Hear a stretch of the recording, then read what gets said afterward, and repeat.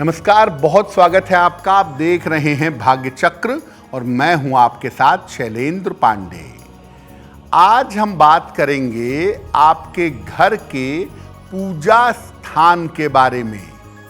आपके घर का पूजा स्थान कैसा होना चाहिए, कहाँ होना चाहिए और पूजा स्थान में किन बातों का ध्यान रखा जाए, आज इस विषय पर चर्चा करेंगे। आज बात कर रहे हैं आपके घर के पूजा स्थान के बारे में। सबसे पहले ये जानते हैं कि किसी घर में पूजा स्थान रखने की ज़रूरत क्या है।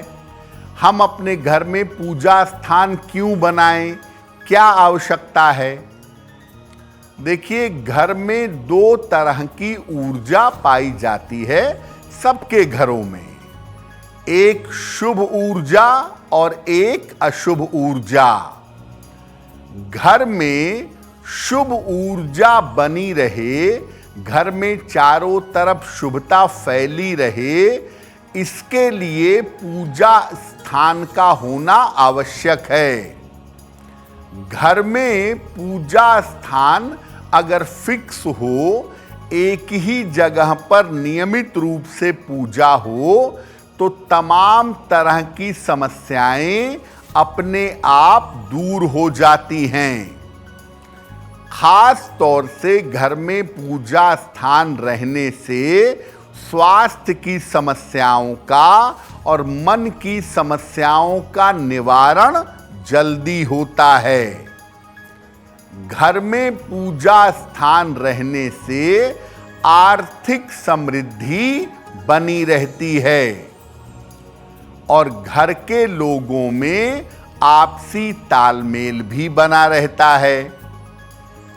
मंदिर या पूजा स्थान आपने अपने घर में बनाया, उसका लाभ तभी होगा जब इसकी स्थापना में नियमों का पालन किया जाए, सही तरीके से मंदिर की स्थापना करें, घर में पूजा स्थान बनाएं, देवी देवताओं की स्थापना पर ध्यान दें और मंदिर या पूजा स्थान को जागृत रखें। आपने अपने घर में पूजा स्थान बना दिया, अगर वो एक्टिव नहीं है, अगर वो जागृत नहीं है, तो पूजा स्थान का लाभ आपको नहीं मिलेगा। घर के पूजा स्थान की विशेष बातें हमारी चलती रहेंगी। अब आपको बताते हैं कि पूजा स्थान का रंग कैसा होना चाहिए और पूजा स्थान अपने घर में कहाँ बनाना चाहिए। देखिए, सामान्य रूप से पूजा घर या मंदिर घर के ईशान कोण में यानी पूरब उत्तर के कोने में होना चाहिए। अगर ईशान कोण में ऐसा नहीं कर सकते तो कम से कम पूर्व दिशा का प्रयोग करें। ऐसी व्यवस्था करें कि पूजा करते समय आपका चेहरा पूर्व की तरफ हो। अगर फ्लैट में है तो देखिए, फ्लैट में दिशा बहुत इंपॉर्टेंट नहीं होती है, इसलिए फ्लैट में जहां आपको सुविधा लगे वहां पर आप पूजा स्थान बनाएं। सिर्फ इतना ध्यान रखें कि पूजा वाली जगह पर सूर्य का प्रकाश आता रहे। पूजा का स्थान फिक्स होना चाहिए, बार बार पूजा का स्थान मत बदलिए।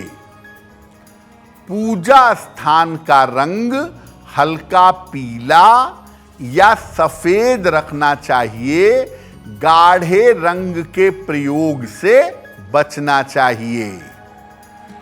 जो लोग पूजा स्थान पर तिकोना या गुंबद वाला मंदिर रखते हैं, उसका कोई फायदा नहीं होता। गुंबद और त्रिकोण का तिकोनेपन का एक अलग लाभ होता है, लेकिन पूजा स्थान पर उसका लाभ नहीं होता। उसकी जगह पर आप केवल पूजा की एक छोटी सी जगह बना दें तो आपके लिए ज्यादा बेहतर होगा। तो पूजा स्थान का रंग और डायरेक्शन बहुत इंपॉर्टेंट है, लेकिन फ्लैट वाले परेशान ना हो। आप सिर्फ ये ध्यान रखें कि पूजा स्थान वेंटिलेटेड जगह पर, सूर्य के प्रकाश वाली जगह पर हो, और अगर पूजा करते समय आपका चेहरा पूर्व की तरफ रहे तो सबसे ज्यादा बेहतर होगा। अब आपने अपने घर में पूजा का स्थान बनाया तो वहां पर देवी देवताओं की मूर्ति रखेंगे, चित्र रखेंगे। तो देवी देवताओं की स्थापना कैसे की जाएगी? देखिए, मंदिर की आकृति रखने के बजाय पूजा का स्थान बना दीजिए। इस स्थान पर देवी देवताओं की भीड़ मत लगाइए कि आपने बहुत सारी मूर्तियां, बहुत सारे चित्र रखे हैं, सबकी पूजा हो नहीं पाएगी और पूजा स्थान पर कंजेशन होगा, बाद में धूल जमेगी, आप सबको समुचित आदर नहीं दे पाएंगे। जिस देवी या देवता की आप मुख्य रूप से उपासना करते हैं, उनके चित्र या मूर्ति की स्थापना एक आसन या चौकी पर पूजा स्थान में बीचों बीच करिएगा। बाकियों को बगल में स्थापित कर सकते हैं। अगर मूर्ति की स्थापना करनी है तो ये 12 अंगुल यानी 6 इंच से ज्यादा बड़ी नहीं होनी चाहिए। चित्र अगर आप लगाते हैं तो चित्र कितना भी बड़ा हो सकता है। पूजा स्थान पर शंख जरूर रखें, गोमती चक्र रखें और एक छोटे से लोटे में पानी भरकर हमेशा रखें। इस पानी को बदलते रहें। अगर आप इस तरीके से देवी देवताओं की मूर्तियों को या चित्र को स्थापित करेंगे तो वो आपके लिए उत्तम होगा। अब ये जानते हैं कि पूजा स्थान को या घर में जो मंदिर बनाया है उसे जागृत कैसे करेंगे, उसे एक्टिव कैसे बनाएंगे। देखिए, दोनों समय एक ही समय पर पूजा उपासना का नियम बनाइए। सुबह भी और शाम को भी एक टाइम मोटे तौर से फिक्स कर लीजिए कि मैं सुबह 6 बजे पूजा करूंगा और शाम को 7 बजे करूंगा। ये टाइम मिलाकर चलिए। शाम की पूजा में दीपक जरूर जलाइए और दीपक पूजा स्थान के मध्य में रखिए। पूजा शुरू करने के पहले थोड़ा सा कीर्तन कर लें, भजन कर लें या उच्चारण सहित मंत्र का जप कर लें। पूरे घर में पॉजिटिव एनर्जी फैल जाएगी। मंदिर हमेशा साफ सुथरा रखें। रोज सुबह उठें, सबसे पहले मंदिर की सफाई करें, फिर स्नान करें और फिर पूजा करें।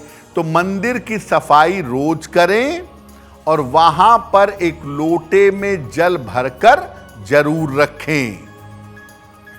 आप कोई भी पूजा करते हो, अगर गुरु नहीं है आपके, अगर गुरु मंत्र नहीं मिला है, तो अपनी पूजा में कुछ समय 5 मिनट 10 मिनट गायत्री मंत्र का जप जरूर करिएगा ताकि आपको सद्गुरु की प्राप्ति हो सके।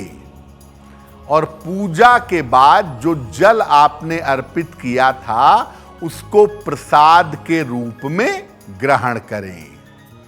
पूजा स्थान एक्टिव होता है तब जब आप पूजा स्थान की रोज सफाई करते हैं, पूजा स्थान पर बैठकर रोज पूजा करते हैं और पूजा स्थान पर बैठकर रोज प्रार्थना करते हैं तो आपका पूजा स्थान एक्टिव हो जाता है।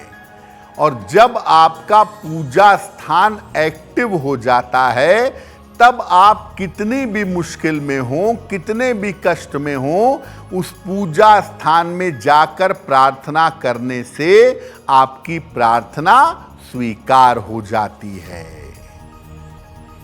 अब वक्त हो गया है ऐसा क्यों जानने का। ऐसा क्यों में हम आपके मन और आपके जीवन की तमाम जिज्ञासाओं का समाधान करने का प्रयास करते हैं।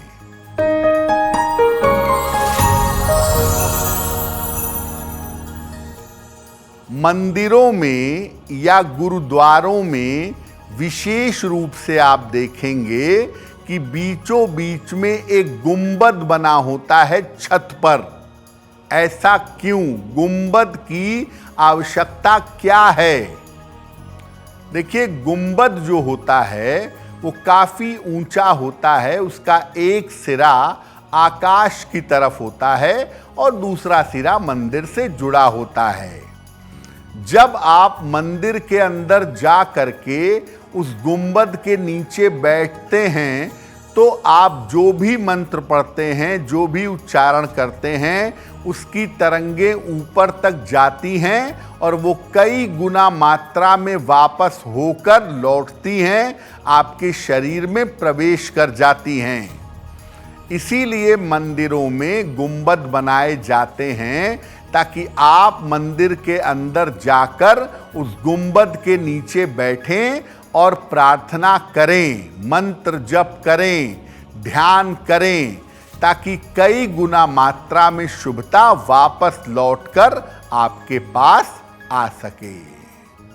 अगर आप मुझसे जुड़ करके अपनी समस्याओं का समाधान चाहते हैं और चाहते हैं कि आपकी समस्याओं को ज्योतिष के माध्यम से सुलझाया जाए तो आप हमसे संपर्क कर सकते हैं, जुड़ सकते हैं एस्ट्रो तक पर।